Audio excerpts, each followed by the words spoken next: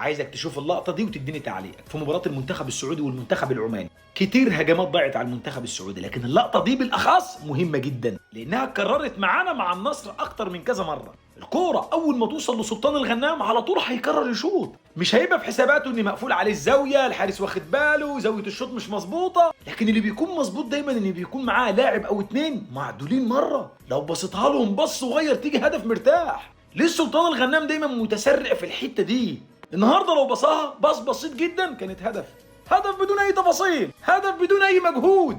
اتنين لعيبه الزاويه مره متاحه معاهم، زاويه الرؤيه والتسديد متاحه معاهم، هيسجلوها بسهوله. حصلت قبل كده مع الدون، والدون قعد يشاور له كتير جدا وما بصاها للدون. لازم اللاعب يكون عارف حدوده وواجباته، مش مطلوب منك تسجل قد ما مطلوب منك انك تأدي.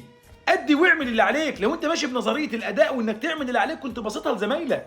كلنا عارفين ان الاضواء هتيجي على اللي سجل الهدف، لكن انت لما تعمل اللي عليك باتقان وتحب الغير كحب نفسك هتبصها لزميلك عشان يسجلها، وهتكون متعه الاسيست عندك افضل من متعه التسجيل.